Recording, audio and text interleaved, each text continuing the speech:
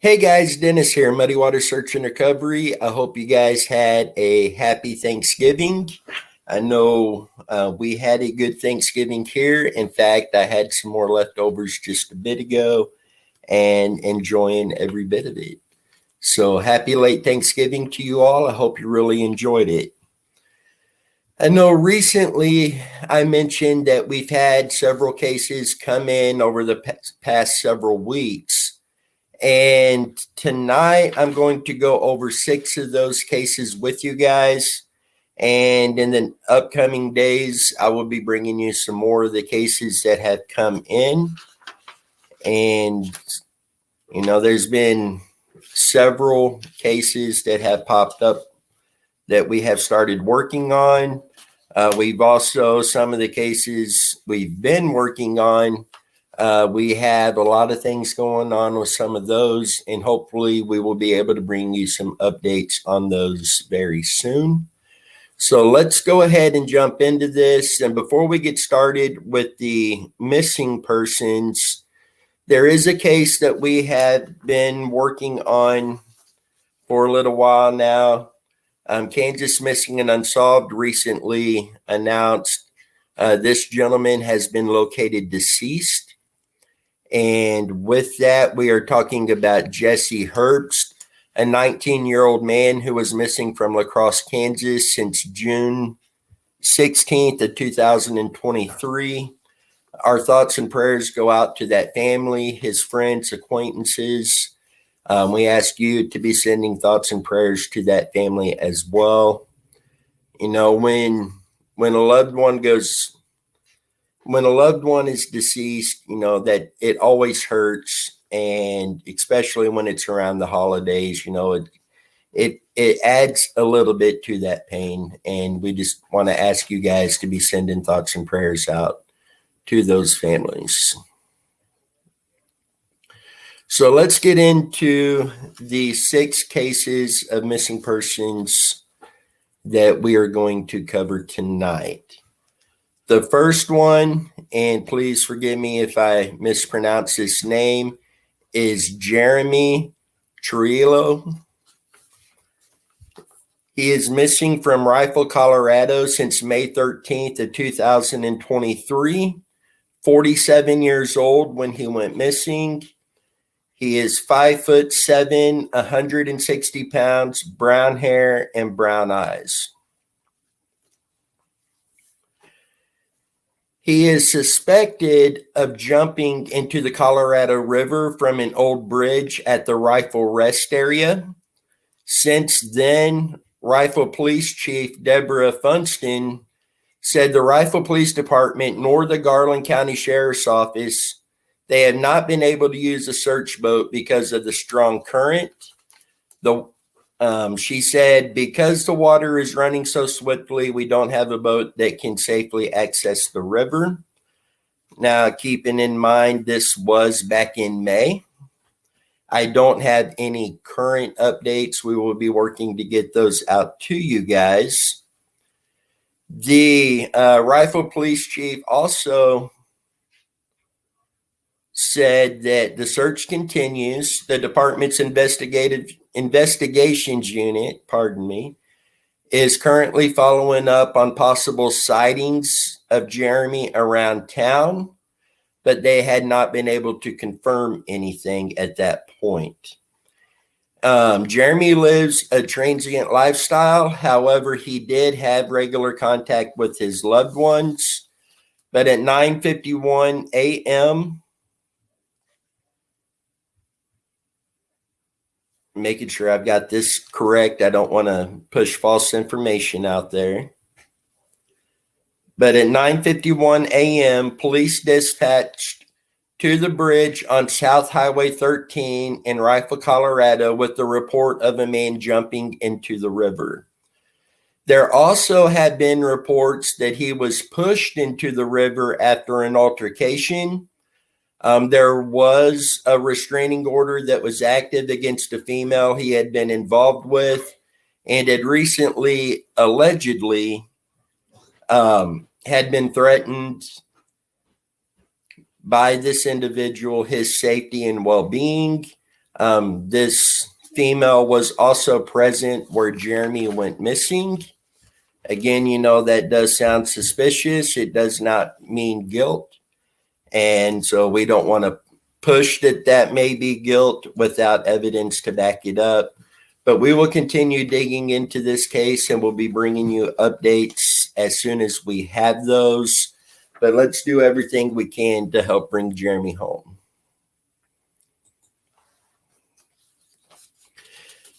The next case is Jonathan Jensen.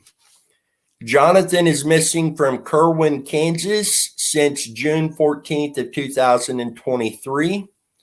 53 years old when he went missing, 5'11", 190 pounds, brown hair and hazel eyes. He left without his vehicle, his cell phone, or his wallet. Again, we don't have a lot more information than that right now to go on, but we felt we need to get these out to you guys as soon as possible in case any of y'all have any information or locations of interest that you could send over to us that we can go out and make sure to get those areas searched. And again, we don't have a whole lot to go on this case either. And this would be Nicole Baldwin. Nicole is missing from Mount Dora, Florida since November 2nd, 2023. 41 years old when she went missing, 5'5", 135 pounds, brown hair. Her hair is brown, dyed blonde, and she has hazel eyes. It's reported she was wearing a pink nightgown. She was barefoot, and she did not have any of her belongings with her. It's also reported she may have been in a mental health crisis, and she also needs her medication that she takes for a serious health condition. So we don't have a lot on this one, and this one I had considered pushing out to bring to you guys in a few days with the hopes of getting more information on this case first. But the fact that, she needs her medication for a serious health condition and reportedly could be in a mental health crisis, I wanted to get this out to you a lot quicker. So guys, let's do everything we can to help bring Nicole home.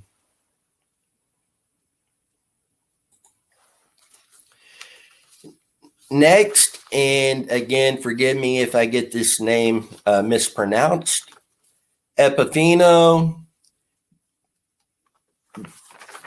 Benavides. He is missing from Kansas City, Missouri since September 24th of 2023. 33 years old when he went missing. Height, he is 5'2" to 5'4". He weighs anywhere between 200 to 230 pounds with black hair and brown eyes. He does have his cell phone with him. It rings, but there is no answer. His last known address was 3803 East 107th Terrace in Kansas City. He wears a full beard to hide acne scars, and he does wear eyeglasses. So guys, we will continue to do all we can to help find this man. If you have any information, please get that out to us. Now, this next case I did not know about. Alex brought this up to me, and this would be Dale Scott. Dale is missing from Atchison, Kansas since November 19th of 2023, 16 years of age, 6 foot tall, 190 pounds, brown hair, and blue eyes.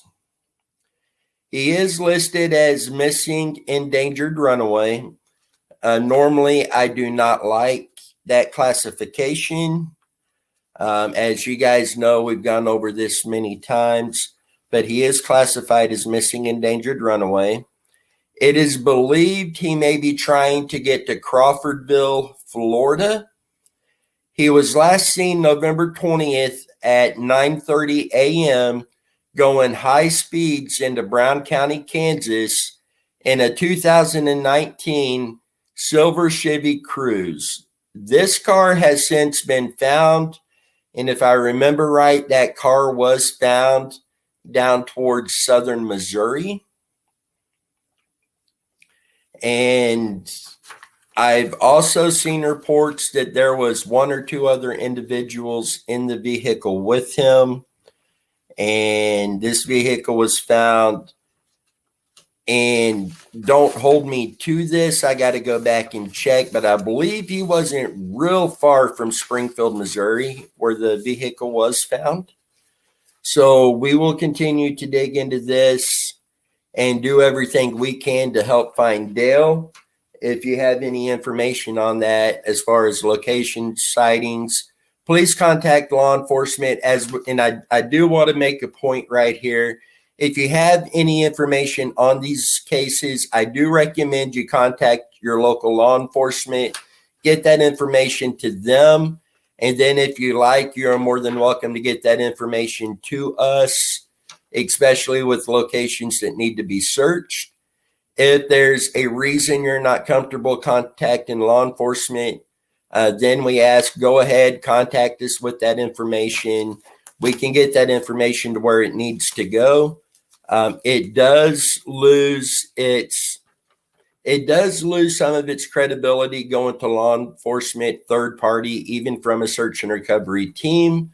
But that doesn't mean they're not going to look at that, take it serious, and take the necessary actions with that information.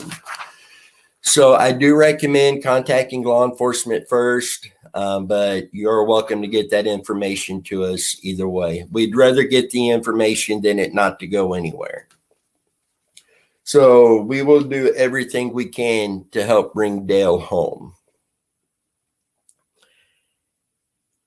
And then the last one for this video will be Cachet Jacobs. And again, I apologize if I mispronounced that first name.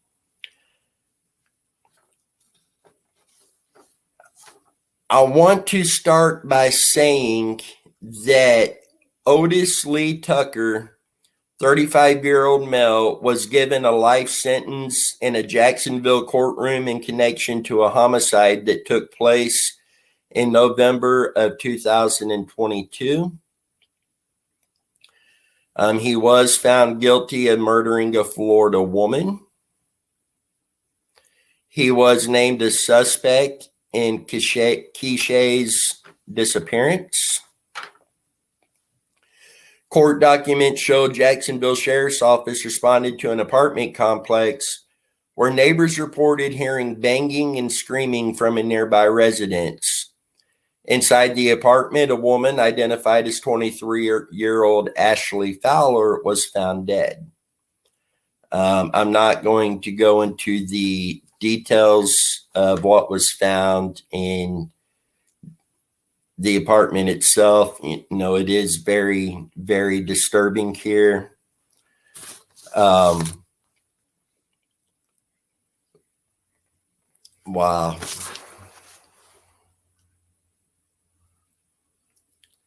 It's unbelievable the evil that a human being can do to somebody else. And I'm seeing something here that I need to confirm before I go further with this particular case with you guys. Guys, her name is right there, missing in Virginia, I believe it is. So if you want to Google, you can. Here in the next few days when I release another video, we will get back into this particular case and go over the full information at that point. So I apologize about that, but I just want to make sure that I've got the information correct before getting that out to you guys. So guys, those are the cases for this video. Again, in the upcoming days, there will be more cases brought out to you guys. In all honesty, probably a couple more of these videos because there have been quite a few. As I mentioned, you're more than welcome to get information out to us.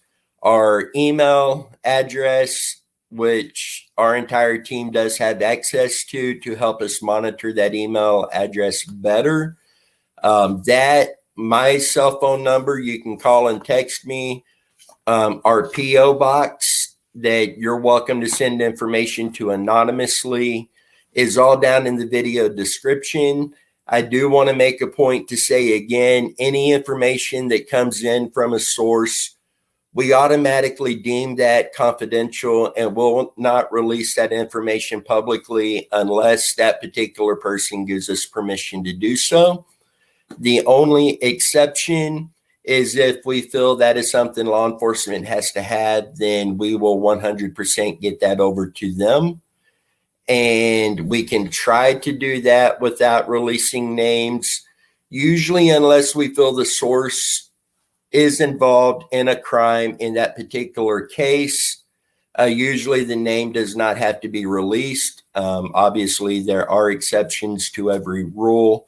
So just getting that out to you guys so you know that as well. Also, Megan asked me to make sure to remind you guys that from yesterday through the day on Tuesday, Crooked Trail Designs has a 50% off sale, 50% off everything that is on the website.